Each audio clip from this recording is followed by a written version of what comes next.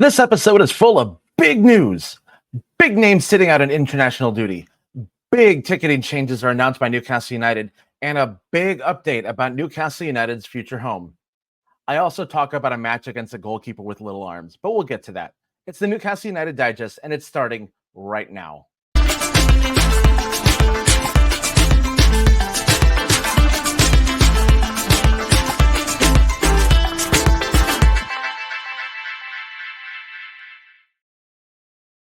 Hello, everyone, and welcome to the Newcastle United Digest, the channel delivering tuned content in bite-sized chunks.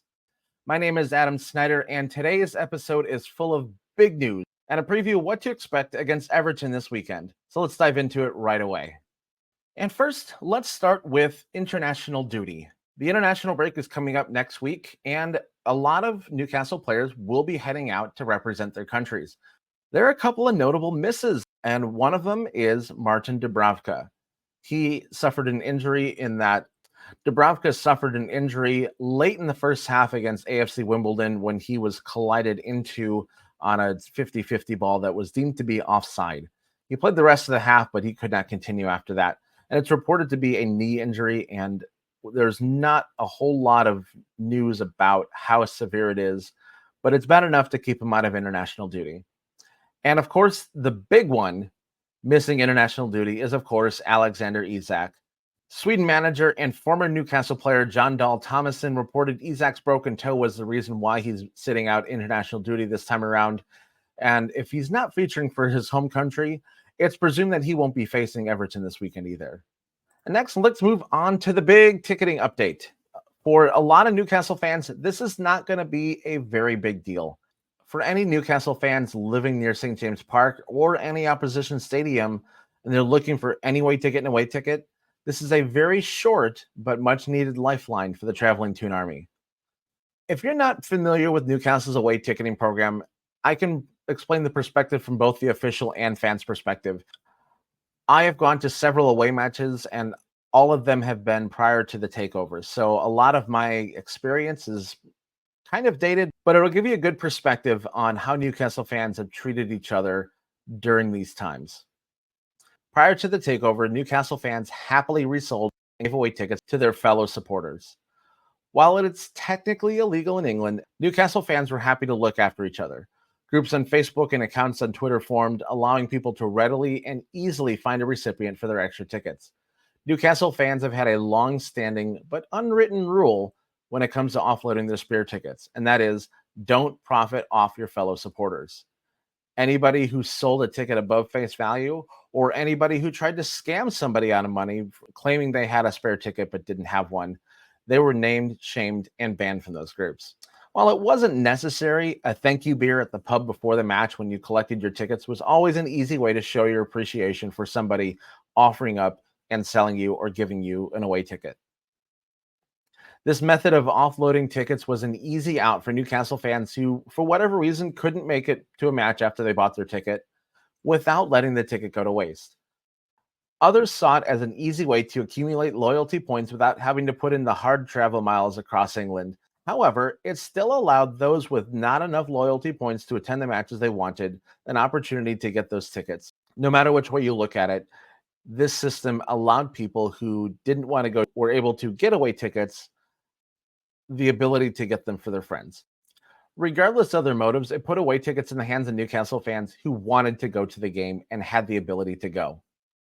After the takeover, the surging interest to see Newcastle play put a serious strain on this long-standing tradition of ticket trade. The new regime started doing random ID checks at turnstiles, imposing very heavy punishments for those using someone else's ticket.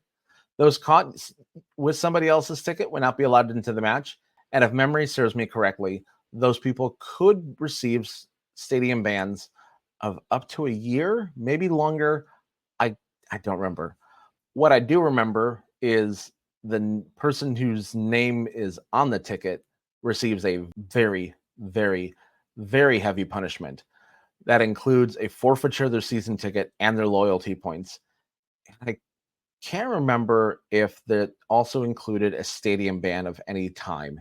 If any of this information is wrong, please correct me in the comments. I'm more than happy to accept it, but I just want to get that information out. Regardless of whether I'm right or wrong, The stakes were too high for a lot of people who were continuing to sell off their away tickets, and the market for spare away tickets dried up nearly overnight.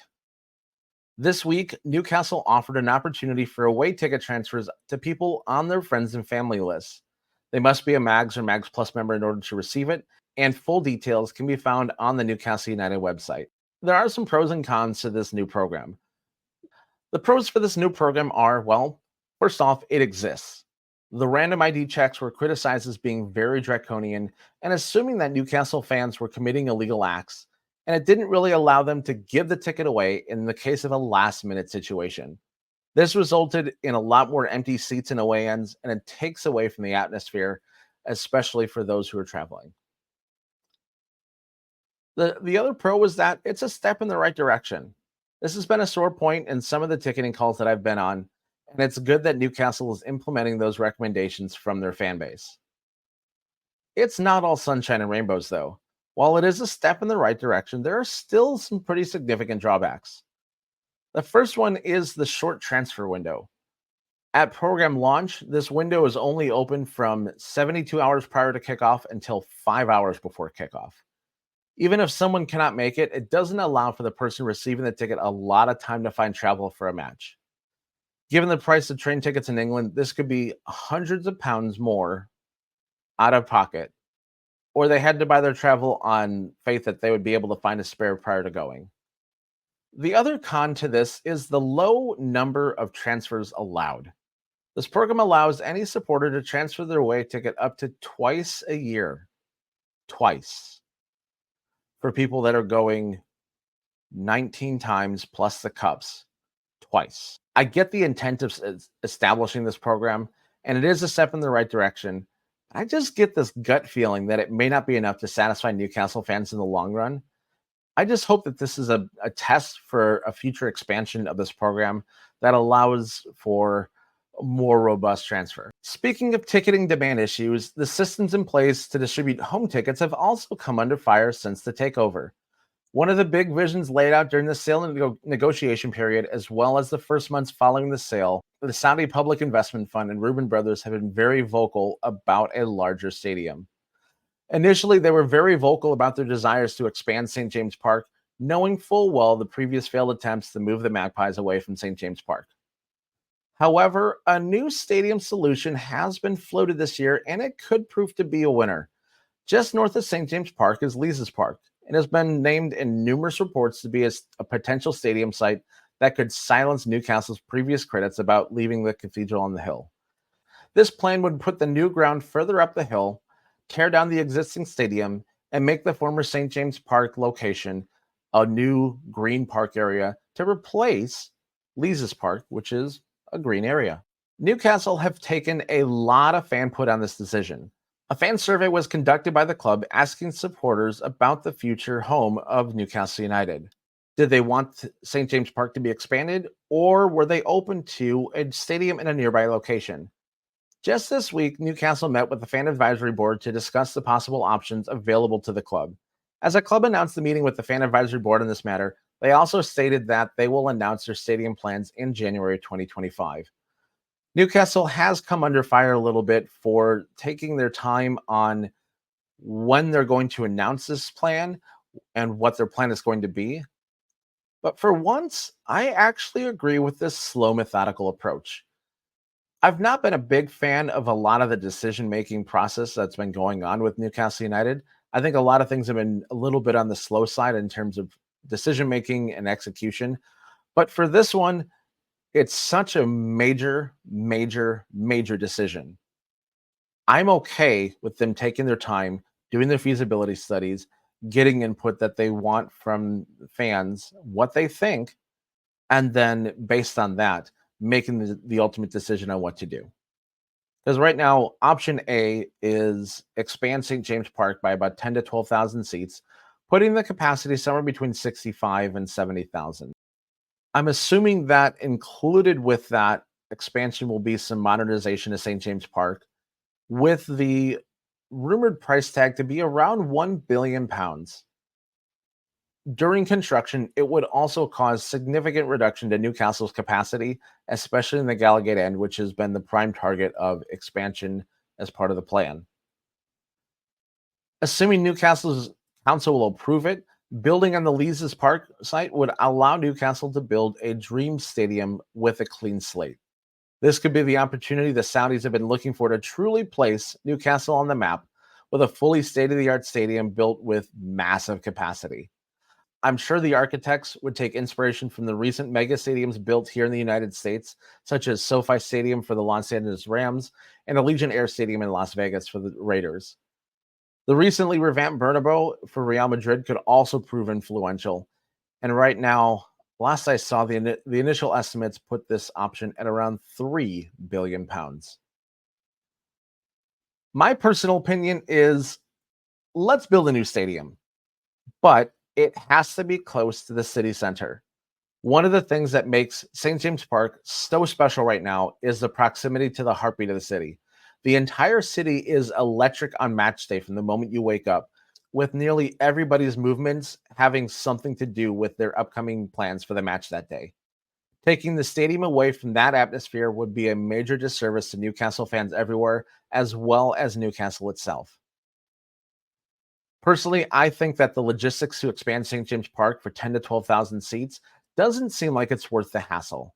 A stadium with 65,000 seats may satisfy the demands of Newcastle's fan base for a few years, but what happens when the team really takes off?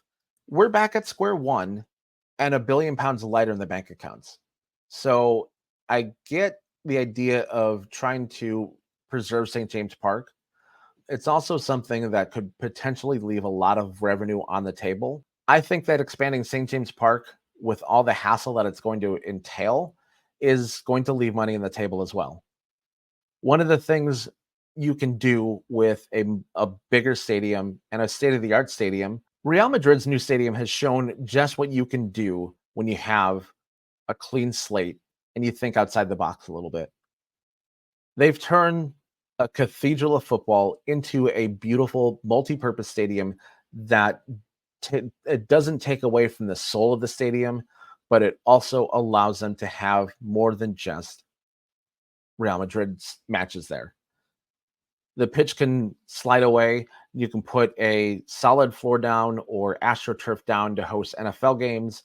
You can do concerts there a lot easier without sacrificing the quality of the pitch.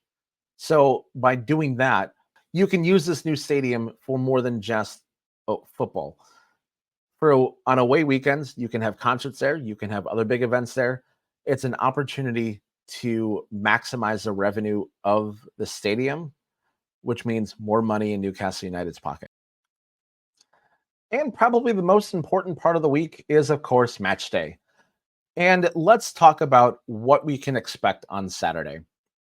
I like to watch extended highlights of our opposition prior to a match. Here in the United States, NBC does a great job of showing how plays develop prior to a goal or missed opportunity in their highlights.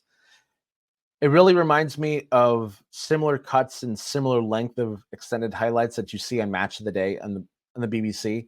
And it's a show that I really enjoyed watching whenever I'm in England. And seeing that style of highlight package here in the United States really makes me happy to see. It's not a direct substitute for watching full highlights, but they do provide some insight into the successes and failures of a team. I watch Everton's highlights for the month of September, and I'm telling you, I cannot wait for this match. Everton is currently hovering above the drop zone after 6 matches for a major reason.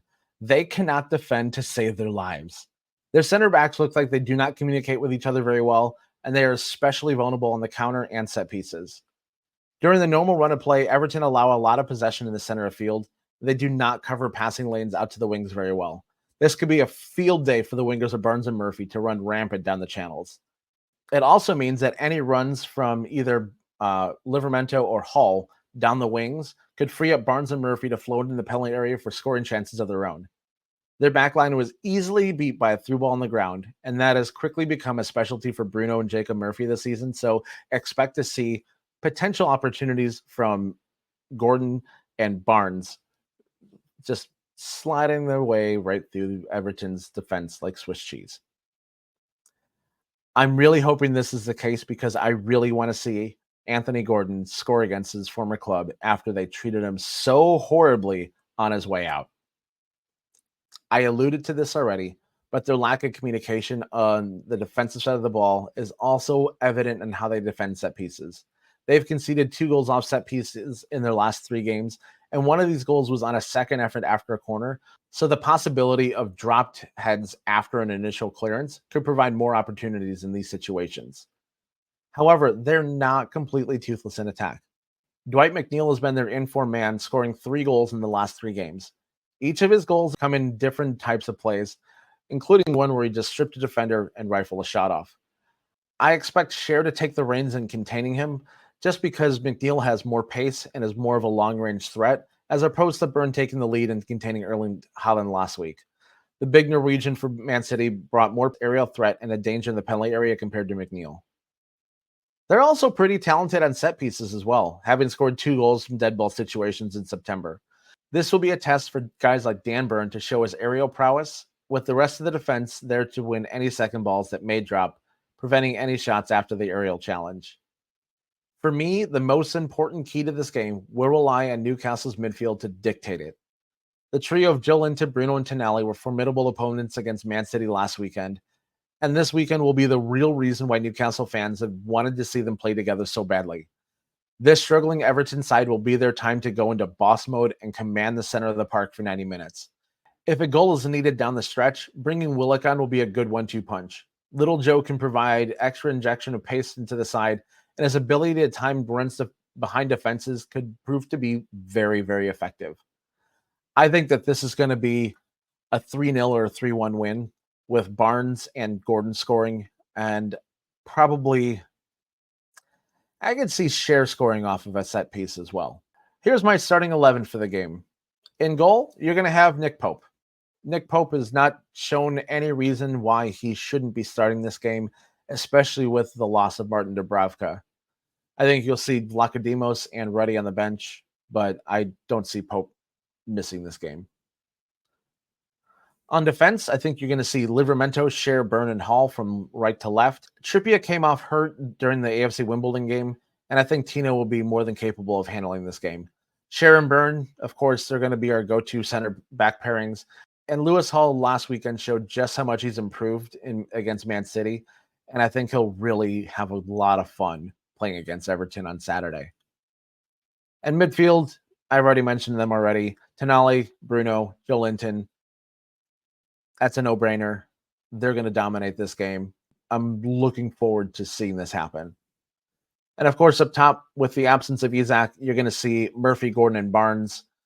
This is going to be a good test for Murphy to provide assists and provide crosses and look for those seams that he can lay the ball on the ground, lay the ball through. And this time it's going to be up to Gordon to be in position to just hammer these balls home and really punish his former club for letting him go. And that will do it for this episode of the Newcastle United Digest. Be sure to hit that subscribe button down below and also hit that bell button so you get alerted to anytime we drop new content. Next week, we're going to have a review of the Everton match, and I will also be starting a brand new segment that I think you're going to really enjoy. So once again, hit that subscribe button and be on the lookout for this new segment. Until then, hoy the lads. Bye for now.